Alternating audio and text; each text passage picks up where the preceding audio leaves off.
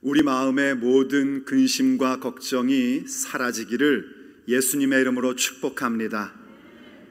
그 근심의 안개 거치고 영원한 것을 보는 사람들의 아름답고 힘찬 발걸음이 우리의 인생 여정의 이야기가 될 줄로 믿습니다.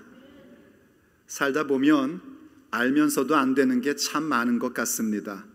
그거 해야 될 것 아는데 성경 읽어야지, 새해가 되어서 성경 읽어야지 했는데 오늘 1월 30일 아직도 창세기 5장을 못 넘기는 우리들, 기도해야지, 운동해야지, 사랑해야지, 해야 된다는 건 압니다. 그런데 잘 안 됩니다.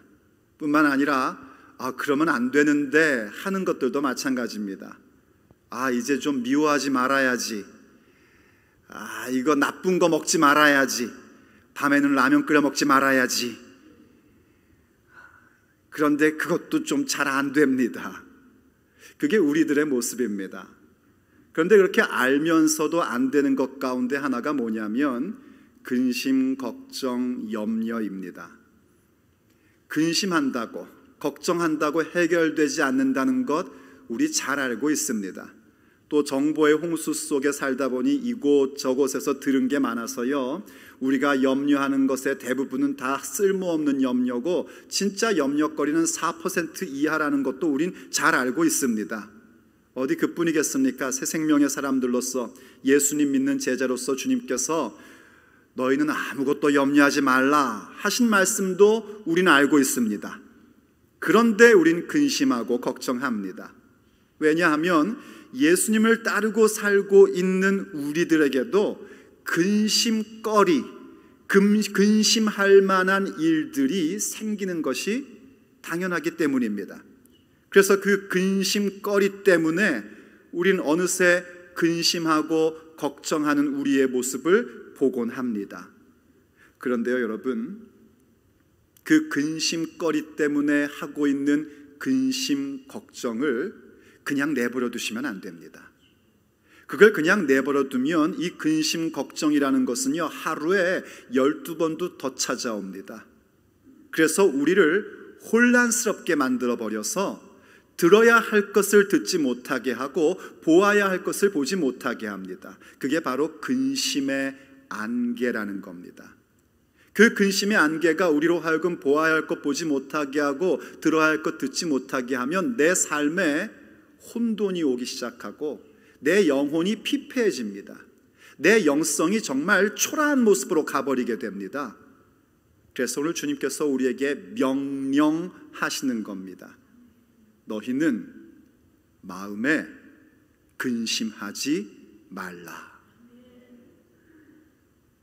예수님의 제자들, 이제 앞으로 예수님의 명령을 따라 복음을 전도하며 그리고 교회를 세워나가고 이끌어가야 할 사도들이 근심 가운데 사로잡혀 버린 겁니다.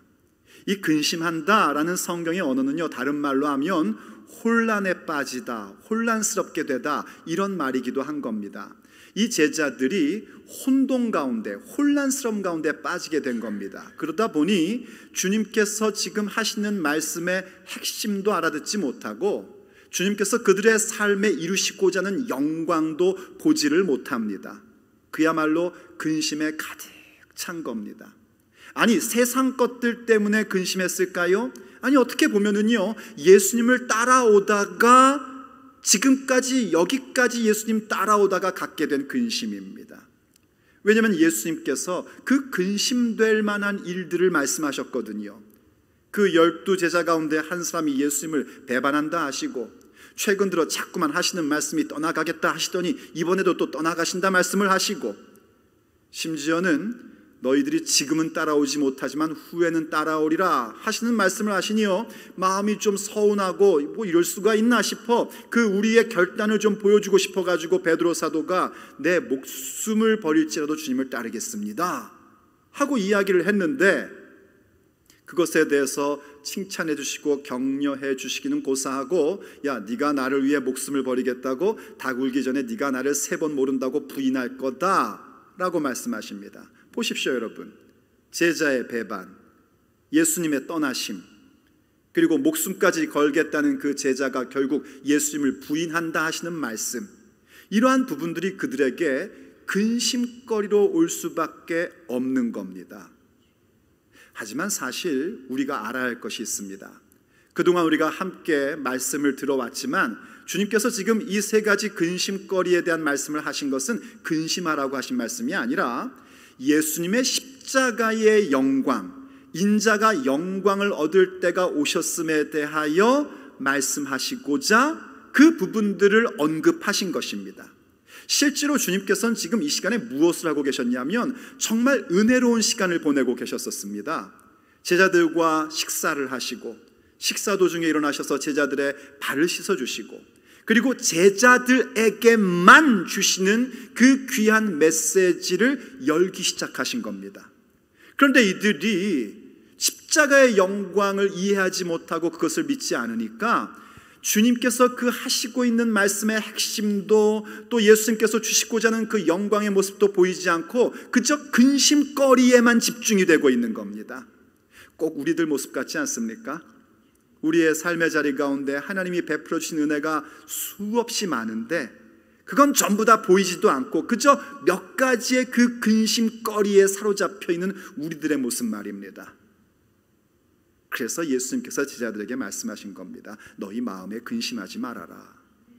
하지만 좀 어떻게 보면은요, 좀 그게 이상합니다. 왜냐하면 오늘 본문 1절 바로 앞에 지난주에 마지막에 살펴봤던 말씀에서 주님이 뭐라고 말씀하셨냐면 베드로에게 네가 다구기 전에 나를 3번 부인할 거야 하고 그 말씀 끝나자마자 하시는 것이 너희 마음에 근심하지 말라 하시는 겁니다. 아니 근심거리의 얘기를 해놓으시고 근심하지 말라고 하시니까 조금 이상한 마음은 좀 듭니다. 그치요? 하지만 주님께서 우리에게 근심하지 말라 하시는 데는 이유가 있습니다. 그런 근심거리가 우리 앞에 놓여 있고 그 근심거리가 여전히 있음에도 불구하고 근심하지 말아야 할 이유가 있기에 우리에게 근심하지 말라고 말씀하고 계신 것입니다. 자, 그렇다면 우리도 예수님 따른다고 신앙생활 하는데 여전히 근심거리들이 찾아오는 그 상황 속에서도 근심하지 말아야 할 이유는 과연 무엇이겠습니까? 오늘 본문 속에서 주께서 우리에게 주고 계시는 메시지입니다. 첫째, 근심거리로 가득한 내 삶에서도 근심하지 말아야 할 이유는 우리에게 믿음이 있기 때문입니다. 예수님을 믿는 믿음이요, 내 생각, 내 철학, 내 경험에 따른 믿음이 아니라 예수님을 믿는 신앙의 믿음이 있기 때문에 우린 근심거리가 있음에도 불구하고 근심하지 말아야 하는 것입니다. 그래서 본문 1절에서 주님이 말씀을 그렇게 하신 겁니다. 너희는 마음에 근심하지 말라. 하나님을 믿으니 또 나를 믿으라. 하나님 아버지를 믿는다는 것은 곧 예수님을 믿는 것이고 예수님을 믿는 것이 하나님 아버지를 믿는 것입니다. 이때 이 믿음이라는 건 두말할 것도 없이 예수님을 믿는 믿음이고요, 그것이 우리에게 근심하지 않을 수 있는 능력을 베풀어 줍니다. 내가 예수님 따르고 예수님 믿음에도 불구하고 내 마음 가운데 근심과 걱정의 안개가 가득 차기 시작한다면요, 그 이유는 간단합니다. 믿음이 없든지 아니면 요즘 내 믿음이 연약해져 있기 때문입니다. 예수님 믿는 믿음이 강해지면 아무리 근심거리가 온다 할지라도 잠깐 근심할 수는 있지만 이내 기뻐하는 자가 되고 그 근심의 안개를 전부 다 제거하는 자로 세워지게끔 되어 있습니다. 물론 믿음이 다 똑같은 믿음은 아닙니다. 신념의 믿음 가지고는 안 됩니다. 신념의 믿음이란 무엇을 의미하는 거냐면 내가 원하는 바, 내가 계획하는 바를 예수님의 능력으로 얻고 싶은 믿음입니다. 내 욕망하는 바를 예수님의 신통력을 가지고 이루어지기를 바라는 것, 그게 신념의 믿음입니다. 이 당시 제자들이 갖고 있던 믿음이 그런 믿음이었습니다. 예수님의 인기, 예수님의 능력, 예수님의 기적, 그런 걸 가지고 자기들이 원하는 욕망을 이루고 싶어하는 것, 그들이 갖고 있던 믿음이었습니다. 그 신념의 믿음으로는 우리가 믿음의 여정을 걸어가면서 만나는 근심거리를 제거할 능력도 없고 그 근심거리로 인한 근심과 걱정도 사라지지 않습니다. 우리에게 있어야 될 믿음은 그런 신념의 믿음이 아니라 신앙의 믿음이어야 합니다. 신앙의 믿음이란 뭔가 그야말로 예수님을 믿는 믿음입니다. 우리가 후에는 따라오리라 하신 말씀처럼요, 부활하신 주님을 만나고 성령 세례를 받고 성령님으로 말미암아 주님께 묶여진 바 되기를 원하는 그 삶을 사는 것, 그것이 바로 신앙의 믿음입니다. 그 신앙의 믿음을 가진 자들은 모든 근심과 걱정의 안개가 사라지게끔 되어 있고, 그러다 보면 그 근심거리라고 생각했던 것 가운데에 주님의 영광을 목격하는 사건이 일어나는 것입니다. 우리의 신앙의 믿음이란 걸 좀 풀어 설명하면 이겁니다. 하나님께서 창조주이시고 그리고 전능자이신 하나님이 우리의 아버지 되심을 믿는 것입니다. 어떻게 우리의 아버지가 되셨습니까? 바로 아들 예수님께서 이 땅 가운데 오심으로 말미암아, 예수님을 믿음으로 말미암아 그 사건이 일어난 것입니다. 곧 예수님께서 그리스도시요 하나님의 아들이심을 믿는 것이고, 그 이름을 힘입는 자들에게 생명 주심을 믿는 그 믿음입니다. 예수님께서 십자가에서 죽으시고 부활하시고 승천하셔서 성령님을 우리 가운데 보내주셨고, 그 성령님은 우리에게 양자 영으로 함께 하심으로 말미암아 그 하나님을 아버지라 부를 수 있는 권세가 우리에게 있음을 믿는 것이 신앙의 믿음입니다. 그것은 곧 우리가 예수님께서 부활이며 생명이심을 믿는 것이에요. 예수님께서 요한복음 11장에서 말씀하셨죠. 나는 부활이며 생명이니 나를 믿는 자는 죽어도 살 것이고 살아서 믿는 자들은 영원히 죽지 아니하리라. 내가 이것을 믿느냐? 아멘 응답할 수 있어야 됩니다. 그게 신앙의 믿음입니다. 이 신앙의 믿음을 갖고 있어야 나에게 안개처럼 꽉 차 있는 근심과 걱정이 사라지게 되고, 그때부터 우리의 눈이 열려 그 근심거리인 줄 알았던 사건들이 오히려 하나님의 영광을 위한 길임을 보게 되는 것입니다. 그 신앙의 믿음은 우리를 어디로 이끌고 가는가? 마침내 내 욕망하는 바가 이루어지는 것이 아니라 나의 영혼이 구원받음에 있음을 깨닫게끔 되는 것입니다. 그래서 베드로전서 1장 5절과 6절을 보면 우리에게 이런 말씀을 주고 있습니다. 너희는 말세에 나타내기로 예비하신 구원을 얻기 위하여 믿음으로 말미암아 하나님의 능력으로 보호하심을 받았느니라. 여러분 한번 이 말씀을 잘 보십시오. 말세에 나타내기로 예비하신 구원이래요. 이게 뭘 말하는 거냐면 우리의 영혼의 구원에 대한 얘기입니다. 아니, 영혼의 구원인데 왜 말세에 나타내기로 하신 구원이라고 하셨는가? 일단 구원이라는 그 단어는 기본값이, 기본 의미가 뭐냐면 문제 해결이라는 뜻입니다. 우리의 인생에서 만나는 여러 가지의 문제들을 주님께서 해결해 주십니다. 그리고 궁극적인 문제, 이 죄와 사망의 문제를 해결해 주시는 것이 바로 영혼의 구원의 부분입니다. 그래서 크리스찬들은 상식적으로 아는 게 바로 이 영혼 구원, 우리의 죄와 사망의 문제 해결하시는 구원을 생각하는 것이죠. 바로 그 구원을 이제 주님 오시는 날 마지막에 완전히 이루신단 말입니다. 그런데 그것을 위하여 무엇을 주시는가? 하나님의 능력으로 보호하심을 주신대요. 여러분, 이건 신념의 믿음이 아닙니다. 신념의 믿음은 하나님의 능력과 하나님의 신통력으로 내 욕망을 이루려고 하는 것이고, 이것은 뭘 얘기하는 거냐면 바로 우리의 영혼의 구원을 위해서 하나님의 보호하심이 하나님의 능력으로 나타나는 것입니다. 우린 두말할 것도 없이 하나님의 능력이 필요한 사람들입니다. 무엇을 위해서요? 이 믿음의 여정을 가는 길에 있어서 하나님의 보호하심이 필요하기 때문에 그렇습니다. 그런데 그때 그 하나님의 능력의 보호하심이 무엇으로 이루어지는가? 믿음으로 말미암아, 바로 우리 그 신앙의 믿음으로 말미암아 하나님의 능력으로 보호하심을 받게 되고 마침내 우리의 영혼의 구원받음을 얻게 되는 것입니다. 그래서 그 다음 6절은 이렇게 얘기해 주는 거예요. 그러므로 너희가 이제 여러 가지 시험으로 말미암아 잠깐 근심하게 되지 않을 수 없으나 오히려 크게 기뻐하는도다. 우리가 이 믿음의 여정을 가면서도 여러 시험이 있단 말입니다. 근심거리가 있단 말이에요. 가정에서, 직장에서, 교회에서, 인간관계에서 여러 가지 근심거리가 있어요. 자식은 속색이죠. 남편은 맨날이죠.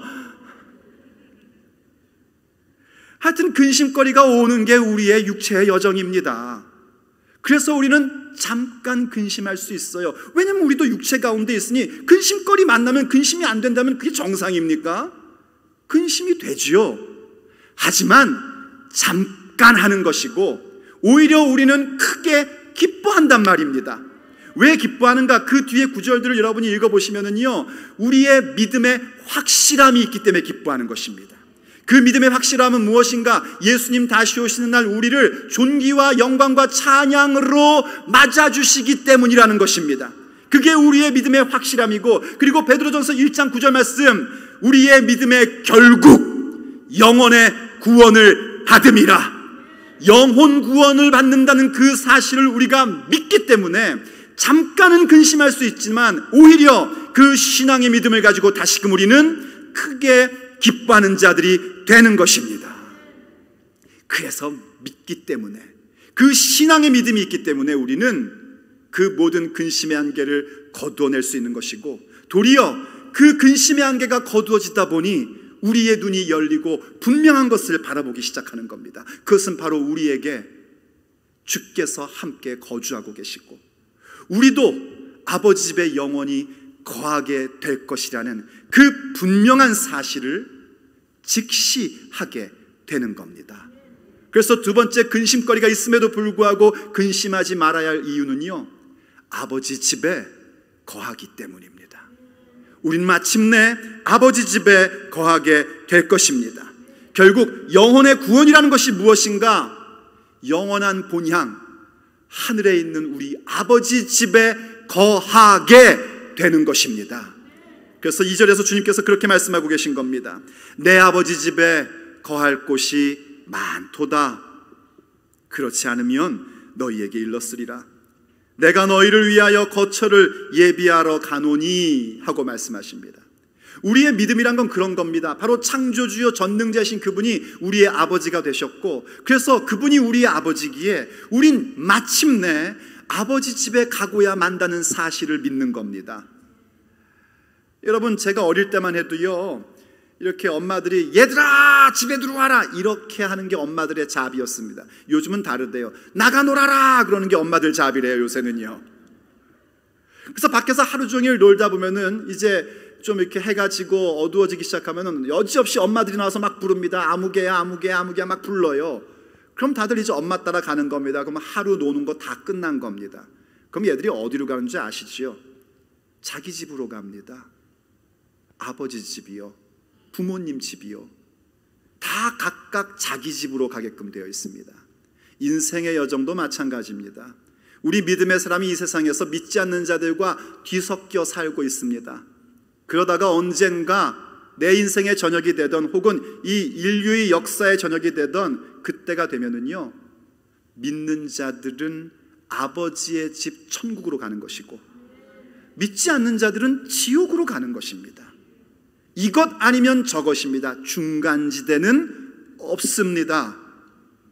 바로 그 아버지 집을 우리가 볼 줄 알아야 되고 아버지 집에 거한다는 사실을 여러분들이 기억하셔야지 됩니다. 자, 그런데 여기에는요 또 중요한 의미가 한 가지 더 있습니다. 오늘 그 본문 2절을 보면 아버지 집에는 거할 것이 많도다. 그렇지 않으면 내가 너희들에게 일렀으리라. 내가 너희 거처를 예비하러 간다 해서 알쏭달쏭한 그런 느낌을 주는 게 사실은 2절의 말씀입니다. 아니 방금 많다고 하셨다가 또 거처를 예비하러 가신다 그러면 이게 도대체 뭔 말인가 싶은 겁니다.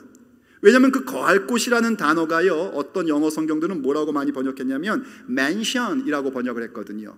바로 그 집이라는 개념에, 건물의 개념에 더 많은 그 의미를 두고 번역을 했습니다. 근데 본래 그 거할 곳이라는 단어는 mansion, 빌딩의 의미보다는 이게 본래 동사형으로 쓰이면 거주하다, 함께하다 이런 의미를 가지고 있습니다. 요한복음 1장에도 보면 말씀이 육신이 되어 우리 가운데 거하심에 할 때에 그 거하심이라는 단어와 이 거할 곳이라는 단어가 사실은 같은 단어입니다. 이해가 되십니까? 이게 이해가 안 되면 안 되시는데, 네. 물론 우리 하늘 아버지 집은 정말 아름답고 화려하고 영원한 곳입니다.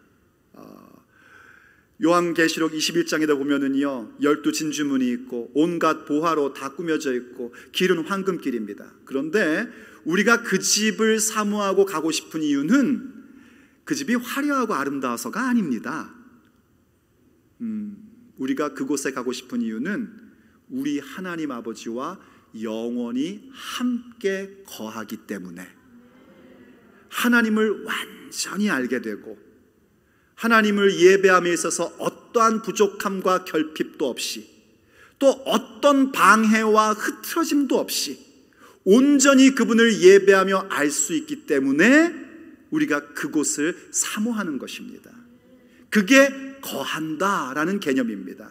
그래서 예수님께서 그 거처를 예비한다는 말씀은 이중적인 의미가 있는 겁니다. 아버지 집에 우리 거할 곳이 많은데 뭘 도대체 거할 곳을 또 거처를 예비하신다는가 할 때 그 거처라는 의미가 어떤 의미를 또 가지고 있는 것이냐면, 이 같은 요한복음 14장의 23절쯤 가면 23절을 보면 우리가 얼른 이해를 할 수 있습니다. 23절에서 예수님이 이렇게 말씀을 하셨습니다. 사람이 나를 사랑하면, 이때 나는 예수님이에요. 누구든지 예수님을 사랑하면 예수님의 말씀을 지키리니 내 아버지께서 그 사람을 사랑하실 것이요. 우리가, 이때 우리는 아버지 하나님과 아들 예수님이에요. 우리가 그가 누구냐면 바로 예수님을 사랑하여 예수님 말씀을 지키는 자, 그에게 가서 거처를 그와 함께 하리라 하신 겁니다. 자, 무슨 얘기인고 하니 예수님을 사랑하면 예수님 말씀을 지킵니다. 그런데 누가 과연 예수님을 사랑할 수 있습니까? 우리의 내면에서는 예수님을 사랑할 근거가 요만큼도 없습니다. 0.0000001%만 있다 해도 우리는 하나님의 은혜라고 고백할 수가 없습니다. 그냥 제로입니다. 불가능입니다. 그런데 예수님께서 우리에게 그 믿음을 주셨습니다. 은혜로 말미암아 믿음을 주셨기 때문에 우린 예수님을 사랑하는 자가 되었고, 사랑하기에 주의 말씀을 지키는 자가 된 것입니다. 그러한 자들을 아버지께서도 인정하시고 사랑하여 주실 때에 어떤 현상이 일어나냐면, 삼위의 하나님께서 예수님의 십자가와 부활과 승천으로 말미암아 임하는 성령님으로 말미암아 삼위의 하나님이 우리에게 거처를 삼으십니다. 그 얘기는 그 삼위의 하나님이 우리 가운데 내주하시고 함께 하신단 말입니다. 이것을 주님이 예비하시는 거예요. 지금 이 요한복음 14장의 현재 상태에서 십자가를 지시고 부활하시고 승천하시고 성령님을 보내주시는 것이 바로 우리에게 거처를 예비해 주시는 것입니다. 우리에게 그 믿음의 기회를 예비해 주시는 것이에요. 그래서 주님이 성령으로 말미암아 삼위의 하나님이 내 삶 가운데 거주하고 계심을 아는 자들만이 하늘아버지 집을 분명하게 볼 수 있고 그 가운데 거하는 자들이 되는 것입니다. 그냥 나 교회 다니니까 죽으면 천당 가겠지, 그런 게 믿음이 아니란 말입니다. 분명한 신앙의 믿음을 가지고 예수님의 십자가와 부활의 믿음을 갖고 예수님을 믿음으로 말미암아 성령님이 내게 임하시고 성령님으로 말미암아 지금도 내 인생 가운데 삼위 하나님께서 나의 삶을 그분의 거처로 삼고 계심을 아는 자들, 이것을 간직한 사람들, 그들이 신앙의 믿음을 가진 자들이요, 그들의 눈이 열리어 우리의 본향 하늘 아버지 집을 직시할 수 있게 되는 것입니다. 그런 사람의 믿음의 여정을요 하나님께서는 부끄러워하지 않으십니다. 우리 같으면 부끄러울 겁니다. 왜냐하면 맨날 그럼에도 불구하고 성령께서 우리와 함께 하심에도 불구하고 우리가 얼마나 많은 실수를 하고 부끄러운 짓을 많이 합니까? 그런데 우리 아버지는 부끄러워하지 않으십니다. 우리가 그 신앙의 믿음 가진 것 하나 때문에, 예수님의 십자가의 영광을 믿는 것 그거 하나 때문에 우리를 부끄러워하지 아니하시고 도리어 우리를 위하여 한 성을 예비하십니다. 그래서 히브리서 11장이 우리에게 그런 고백을 주고 있는 겁니다. 그들이 이제는 더 나은 본향을 사모하니 곧 하늘에 있는 것이라. 이때 그들은 직접적으로 누굴 얘기하면 아브라함과 사라입니다. 여러분, 아브라함과 사라가요 이삭 받기 전에 엉뚱한 일 많이들 하셨습니다. 얼마나 엉뚱한 일까지 했냐면 이스마엘을 낳기까지 엉뚱한 일들을 하셨어요. 그분들이요 정말 부끄러운 일이에요 사실은. 그럼에도 불구하고 그들이 자기 친척 본토집을 떠나 하나님의 말씀을 따라온 그 믿음 하나 때문에, 그래서 본향을 사모하는데, 이 본향이란 건 고향을 얘기하는 것인데, 고향을 사모하는데 돌아갈 수 있는 고향이 아니라 하늘에 있는 고향, 영원한 아버지 집, 그것을 사모하는 그 믿음 하나 때문에 하나님께서는 그들의 하나님이라 일컬음 받는 것을 전혀 부끄러워하지 아니하시고, 오히려 그들을 위하여 한 성을 예비하시고 내 자녀임을 확증시켜 주신 것입니다. 그게 바로 아버지와 아버지 집에 거하는 믿음입니다. 이 믿음을 여러분들이 가지셔야 합니다. 그래야 근심의 한계가 사라지는 겁니다. 생각해 보세요. 지금 그 근심거리가 얼마나 대단한 겁니까? 예수님의 십자가와 우리의 죽음을 생각한다면, 영원한 천국을 생각한다면 그 근심거리들은 사실은 아무것도 아닙니다. 도리어 하나님의 영광을 보게끔 하실 것입니다. 그래서 그때 우리의 마음 가운데는 간절한 열망이 생기기 시작합니다. 우리가 그렇게 신앙의 믿음을 가지고 근심거리가 있음에도 불구하고 근심의 안개가 사라지니 아버지의 집이 보이기 시작하고 나와 함께 거하시는 주님을 우리가 경험하게 되고, 그러다 보니 우리에게 간절한 열망이 생기는데 그것은 바로 우리 주님의 재림입니다. 우리 주님 다시 오시기를 간절히 원하는 그런 열망이 생기게 됩니다. 그래서 세 번째, 근심거리가 있음에도 불구하고 근심하지 말아야 할 이유는 뭐냐면 주님의 다시 오심 때문입니다. 우리 주님 다시 오십니다. 반드시 다시 오십니다. 곧 다시 오십니다. 주님의 다시 오심이 있기 때문에 우린 근심거리 많은 인생 속에서도 근심하지 말아야 합니다. 오늘 본문 3절을 보면 예수님이 이렇게 말씀하십니다. 가서 너희를 위하여 거처를 예비하면, 한 번 더 강조하시죠. 그게 그렇게 중요한 겁니다. 예수님의 십자가와 부활과 승천으로 말미암아 성령님을 보내셔서 삼위의 하나님이 우리의 인생 가운데 거처를 삼으시는 일들, 그게 가장 중요합니다. 그 일이 없이는 하늘 본향을 바라볼 수도 없는 거예요. 그저 그냥 믿지 않는 사람들이 죽으면 좋은 데 가겠지 하는 그 정도 수준에 불과한 겁니다. 우리가 갈 본향은 그 정도의 것이 아닙니다. 하나님 아버지와 어떠한 방해도 어떠한 흐트러짐도 없이 영원히 거하며 그분을 예배할 수 있는 곳, 그게 우리의 본향입니다. 가서 너희를 위하여 거처를 예비하면, 그 다음 중요한 게 나오죠. 내가 다시 와서 너희를 내게로 영접하여 나 있는 곳에 너희도 있게 하리라. 예수님께서 다시 오신다는 이것도요, 요한복음의 아주 특별한 그 기법인 이중적 의미가 있습니다. 일단 그 다시 오심은 어떤 걸 얘기하냐면, 현재의 제자들에게 부활하신 예수님의 제자들 다시 찾아오시는 것을 먼저 포함하고 있는 겁니다. 예수님이 부활하셔서 제자들을 다시 찾아오시고 성령을 받으라 하셨습니다. 그리고 동시에 예수님이 승천하시고 보혜사 성령님을 보내주시는 것도 포함되고 있는 것입니다. 우리는 앞으로 그 부분이 무엇인지를 계속해서 보게 될 것입니다. 그게 바로 이렇게 그걸 명명하겠습니다. 이루어진 다시 오심. 이미 이루어진 다시 오심이 있어야 됩니다. 우리도 마찬가지입니다. 오실 다시 오심이 아니라 이루어진 다시 오심이 경험돼야 되고 있어야 합니다. 그러한 자들에게 주님이 또 약속하시는 게 뭐냐면 이루어질 다시 오심입니다. 이루어진 다시 오심, 부활과 성령에 대한 부분을 갖는 자들은 이루어질 다시 오심, 예수님의 다시 오심을 분명히 믿는 자가 되고 그것을 분명히 바라볼 수 있는 자들이 될 수 있습니다. 우리 주님 다시 오십니다. 사도행전 1장에서 예수님이 승천하실 때에 쭉 승천하시면서 사라지니까 이 예수님, 부활하신 예수님 만난 사람들이 그냥 너무 놀래가지고 하늘만 쳐다보고 있었습니다. 그때 흰옷 입은 두 사람이요, 그들에게 얘기했죠. 이 갈릴리 사람들아, 너희들 왜 하늘을 보고 있느냐? 너희들이 본 이 예수님은 너희들이 본 것 같이 다시 오실 것이다. 주님 다시 오십니다. 주님 다시 오심을 바라보며 살아야 됩니다. 그랬더니 여러분들 그런 마음 갖는 사람 있죠. 그러고 나서 2000년이 지났지 않습니까? 2000년. 도대체 언제 오시는 겁니까? 그런 의문을 갖는 자들을 위하여 성경은 우리에게 이렇게 설명을 해줍니다. 베드로후서 3장 8절입니다. 사랑하는 자들아, 주께는 하루가 1000년 같고 1000년이 하루 같다는 이 한 가지를 잊지 말라.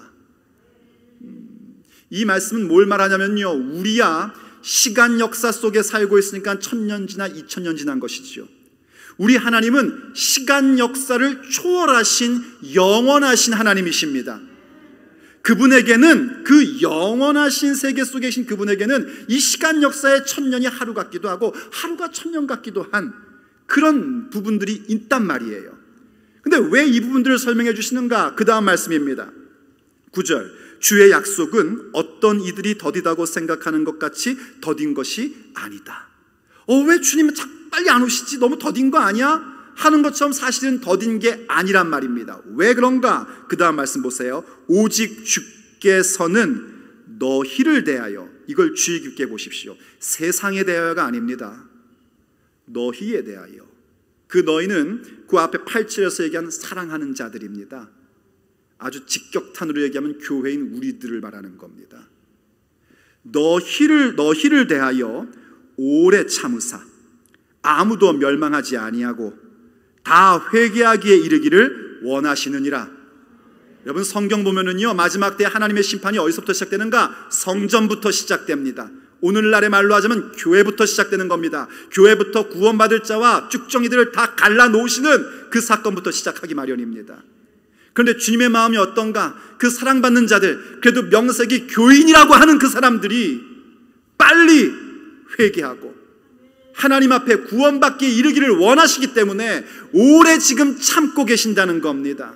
교회를 다니고 있음에도 불구하고 여전히 불평과 원망으로 가득 차 있고 근심 걱정으로 꽉 차 있고 맨날 한다는 말은 남의 말이나 하고 남의 흠이나 보고 앉았고, 바로 그런 자들이 빨리 회개하여 주님 앞에 온전한 믿음의 사람, 근심하지 않고 신앙의 믿음을 가지고 천국 본향을 바라보는 사람, 삼위의 하나님이 그의 인생 가운데 거처로 삼는 사람, 그건 만들어주고 싶으셔서 이렇게 오래 참고 기다리고 계신다는 겁니다. 그러니 회개하십시오. 그리고 신앙의 믿음을 가지십시오. 주님으로 하여금 내 인생 가운데 거처를 삼게끔 그 믿음을 가지십시오. 그럼 주님이 안 오실까요? 아니요. 계속해서 이렇게 얘기합니다. 그러나 주의 날이 도둑같이 오리니 그날에는 하늘이 큰 소리로 떠나가고 물질이 뜨거운 불에 풀어지고 땅과 그 중에 있는 모든 일이 드러나리로다. 우리 주님 도둑같이 오신단 말입니다. 도둑같이 오실 때 우리가 보고 있는 모든 물질 세계는 전부 다 불타서 없어져 버릴 것들입니다. 여러분이 그토록 자랑하고 갖고 싶어하는 그 모든 것들이 전부 다 불에 타서 사라져 버릴 것입니다. 우리에게 오는 것은 무엇인가? 새 하늘과 새 땅, 새 예루살렘입니다. 그것이 우리에게 주어질 거란 말이에요. 그럼 어떻게 해야 되겠습니까? 주님이 도둑같이 오신다고 했으니까 언제 오실지를 빨리 계산해가지고 점치고 그날 오신다, 이것 말하고 있으라는 겁니까? 아니요. 성경은 우리에게 그렇게 요구한 적이 단 한 번도 없습니다. 베드로후서 3장 이 뒤에도 읽어보면요, 그렇게 말씀하지 않아요. 우리에게 뭐라고 말씀하시냐면 우리의 삶 가운데 거룩한 행실과 경건함을 따라가라고 얘기합니다. 다른 말로 하자면 삼위의 하나님이 나의 삶을 거처로 삼으시는 그 인생을 일구어 가라는 것입니다. 그리고 주님 오실 그날을 바라보며 믿음의 여정을 가라고 우리에게 명하고 계신 겁니다. 그게 주님 다시 오시는 그날을 바라보는 사람들입니다. 주님께서 부활로 나에게 다시 오셨고 성령으로 나에게 다시 오셨기에 그것을 간직한 자로서 마침내 역사적으로 주님께서 재림하실 것을 바라볼 줄 아셔야 됩니다. 그들은 어떤 근심의 안개가 순간 꽉 차온다 할지라도 그 믿음을 갖고 있기에 근심의 안개 거치고 그리고 주님의 영광을 보게 되는 것입니다. 주께서 우리를 영접하신다는 것도 그렇습니다. 주님께서 우리를 어떻게 영접하시는가? 정말 너무나 기뻐하며 우리를 소중히 여기면서 영접하시는 모습을 우리가 성경에서 힐끗 보는 데가 하나 나옵니다. 사도행전 7장에 가면은요, 스데반 형제가 순교하는 장면이 나와요. 스데반 형제가 순교하는 그 순간에 영안이 열리고 하나님의 영광을 목격하고 하늘 보좌 우편에 예수님께서 서신 것을 봅니다. 이건 굉장히 특별한 부분입니다. 본래 예수님께서 하늘 보좌 우편에 앉아 계신다라고 표현합니다. 그 얘기는 뭐냐면 하나님 아버지의 모든 권세와 통치의 영역이 아들 예수님께 임하셨음, 곧 그분이 우리의 왕이심을 표현하는 거예요. 그때 중요한 건 뭐냐면 그 보좌에 앉으셔야 됩니다. 왕위 등극할 때 보좌에 앉아야 비로소 그 통치의 시작을 얘기하는 거예요. 그런데 그 보좌에 앉으신 예수님께서 스데반이 그렇게 믿음의 여정을 가고 영안이 열리고 그렇게 주님 앞에 나갈 때에 어떤 근심거리가 있었습니까? 지금 돌맞을 근심거리가 있는 거예요. 그럼에도 불구하고 영안이 열리면서 주님을 볼 때에 주님이 그 보좌, 하늘 보좌 우편에서 일어서신 것을 보게 됩니다. 그게 주님이 우리를 영접하시는 모습이에요. 그래서 스데반이 얘기한 거예요. 내 영혼을 받으소서. 그리고 더 나아가 놀라운 것까지 합니다. 저들의 죄를 저들에게 돌리지 마십시오. 그리고 잠듭니다. 잠든다는 것은 그리스도인의 죽음을 얘기하는 겁니다. 잠들면 깨게끔 되어 있습니다. 어디서 깨는가? 영원한 아버지 집에서 깨어납니다. 주님의 품 가운데 깨어납니다. 그 보좌에서 일어서셔서 우리를 영접하시는 주님을 보는 그 자리 가운데 우리가 깨어나는 것입니다. 그래서 주님 다시 오심을 바라본다는 것이, 주님 다시 오심을 바라보는 자들을 주께서 그렇게 영접해 주신단 말이에요. 그래서 예수님이 말씀하신 겁니다. 내가 다시 오리니 내가 너희를 영접하여 나 있는 곳에 너희도 있게 할 것이다. 우리 살다 보면 근심거리 많이 만납니다. 왜 근심거리가 없겠습니까? 나이 먹고 살아가다 보면 더 근심거리가 많아지기 마련입니다. 그것 때문에 잠깐 근심하고 근심의 안개에 우리가 사로잡혀 우리의 마음이 혼란스러울 수도 있습니다. 하지만 여러분, 그냥 그걸 내버려 두시면 안 됩니다. 주님의 명령에 복종하십시오. 너희는 그 마음에 근심하지 말라. 그냥 근심하지 않는 척하는 것이 아니라 내 생각과 내 말과 내 행동과 내 인생의 방향을 결정하는 그 마음에서부터 근심하지 말라. 왜요? 우린 믿음이 있기 때문입니다. 우리에게는 주께서 우리 가운데 거처를 삼아 함께 하시고 그런 자들에게 주시는 본향이 있기 때문이요. 부활로 성령으로 다시 오신 주님께서 그 이미 이루어진 다시 오심을 경험한 우리들에게 이루어질 다시 오심을 바라보게 하기 때문입니다. 그러므로 여러분, 주의 음성을 들으십시오. 마음에 근심하지 말라. 그리고 주님 다시 오시는 그날까지 그 믿음의 길을 함께 가십시다.